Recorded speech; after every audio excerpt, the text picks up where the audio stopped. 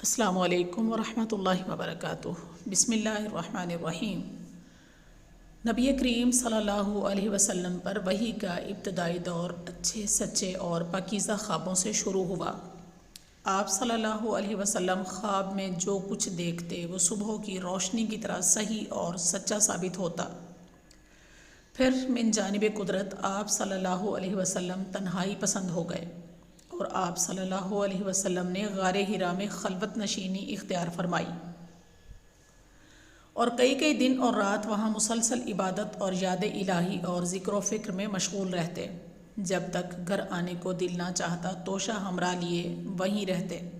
توشہ ختم ہوتے ہی اپنی اہلیہ محترمہ خدیجہ رضی اللہ تعالی عنہا کے پاس تشریف لاتے اور کچھ توشہ ہمراہ لے کر پھر وہاں جا کر خلوت گزین ہو جاتے۔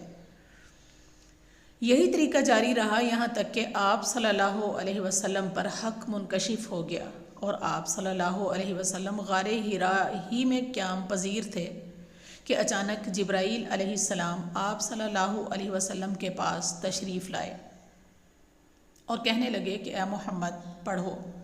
آپ صلی اللہ علیہ وسلم فرماتے ہیں کہ میں نے کہا کہ میں پڑھنا نہیں جانتا۔ آپ صلی اللہ علیہ وسلم فرماتے ہیں کہ فرشتے نے مجھے پکڑ کر اتنے زور سے بھینچا کہ میری طاقت جواب دے گئی۔ پھر مجھے چھوڑ کر کہا کہ پڑھو۔ میں نے پھر وہی جواب دیا کہ میں پڑھا ہوا نہیں ہوں۔ اس فرشتے نے مجھے نہایت زور سے بھینچا جس کی مجھے سخت تکلیف محسوس ہوئی۔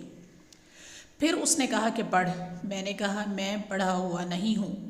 فرشتے نے تیسری بار مجھے پکڑا اور تیسری مرتبہ پھر مجھے بھینچا۔ پھر مجھے چھوڑ دیا اور کہنے لگا کہ پڑھو اپنے رب کے نام کی مدد سے جس نے پیدا کیا اور انسان کو خون کی پھٹکی سے بنایا۔ پڑھو اور آپ کا رب بہت ہی مہربانیاں کرنے والا ہے۔ بس یہی آیتیں آپ صلی اللہ علیہ وسلم جبرائیل علیہ السلام سے سن کر اس حال میں غار حرا سے واپس ہوئے کہ آپ صلی اللہ علیہ وسلم کا دل اس انوکھے واقعہ سے کانپ رہا تھا۔ آپ صلی اللہ علیہ وسلم خدیجہ رضی اللہ تعالیٰ عنہ کے ہاں تشریف لائے اور فرمایا کہ مجھے کمبل اڑا دو، مجھے کمبل اڑا دو۔ انہوں نے آپ صلی اللہ علیہ وسلم کو کمبل اڑا دیا۔ جب آپ صلی اللہ علیہ وسلم کا ڈر جاتا رہا تو آپ صلی اللہ علیہ وسلم نے اپنی زوجہ محترمہ خدیجہ رضی اللہ تعالیٰ عنہا کو تفصیل کے ساتھ یہ واقعہ سنایا اور فرمانے لگے کہ مجھے اب اپنی جان کا خوف ہو گیا ہے۔ آپ صلی اللہ علیہ وسلم کی اہلیہ محترمہ خدیجہ رضی اللہ تعالیٰ عنہا نے آپ صلی اللہ علیہ وسلم کی ڈھارس بندھائی اور کہا کہ آپ کا خیال صحیح نہیں ہے۔ اللہ کی قسم آپ کو اللہ کبھی رسوا نہیں کرے گا۔ آپ تو اخلاق فاضلہ کے مالک ہیں۔ آپ تو کنبہ پرور ہیں۔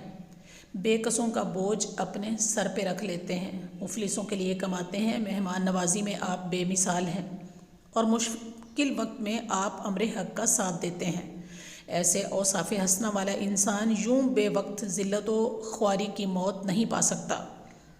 پھر مزید تسلی کے لیے حضرت خدیجہ رضی اللہ تعالیٰ عنہ آپ صلی اللہ علیہ وسلم کو ورقہ بن نوفل کے پاس لے گئیں جو ان کے چچا زاد بھائی تھے اور زمانہ جاہلیت میں نصرانی مذہب اختیار کر چکے تھے اور عبرانی زبان کے کاتب تھے۔ چنانچہ انجیل کو بھی حسب منشائے خداوندی عبرانی زبان میں لکھا کرتے تھے۔ انجیل سریانی زبان میں نازل ہوئی تھی، پھر اس کا ترجمہ عبرانی زبان میں ہوا۔ ورقہ اسی کو لکھتے تھے۔ وہ بہت بوڑھے ہو چکے تھے، یہاں تک کہ ان کی بینائی بھی رخصت ہو چکی تھی۔ خدیجہ رضی اللہ تعالیٰ عنہ نے ان کے سامنے آپ صلی اللہ علیہ وسلم کے حالات بیان کیے اور کہا کہ اے چچا زاد بھائی، اپنے بھتیجے محمد کریم صلی اللہ علیہ وسلم کی زبانی ذرا ان کی کیفیت سن لیجیے۔ وہ بولے کہ بھتیجے، آپ نے جو کچھ دیکھا ہے اس کی تفصیل سناؤ۔ چنانچہ آپ صلی اللہ علیہ وسلم نے از اول تا آخر پورا واقعہ سنایا، جسے سن کر ورقہ بے اختیار ہو کر بولے کہ یہ تو وہی ناموس یعنی معزز رازدان فرشتہ ہے جسے اللہ نے موسیٰ علیہ السلام پر وحی دے کر بھیجا تھا۔ کاش میں آپ کے اس عہد نبوت کے شروع ہونے پر جوان عمر ہوتا، کاش میں اس وقت تک زندہ رہتا جب کہ آپ کی قوم آپ کو اس شہر سے نکال دے گی۔ رسول اللہ صلی اللہ علیہ وسلم نے یہ سن کر تعجب سے پوچھا کہ کیا وہ لوگ مجھے نکال دیں گے، حالانکہ میں تو ان میں صادق، امین اور مقبول ہوں۔ ورقہ بولا، ہاں یہ سب کچھ سچ ہے، مگر جو شخص بھی آپ کی طرح امر حق لے کر آیا، لوگ اس کے دشمن ہی ہو گئے۔ اگر مجھے آپ کی نبوت کا وہ زمانہ مل جائے تو میں آپ کی پوری مدد کروں گا۔ مگر ورقہ کچھ دنوں کے بعد انتقال کر گئے۔ پھر کچھ عرصہ تک وحی کا سلسلہ موقوف رہا۔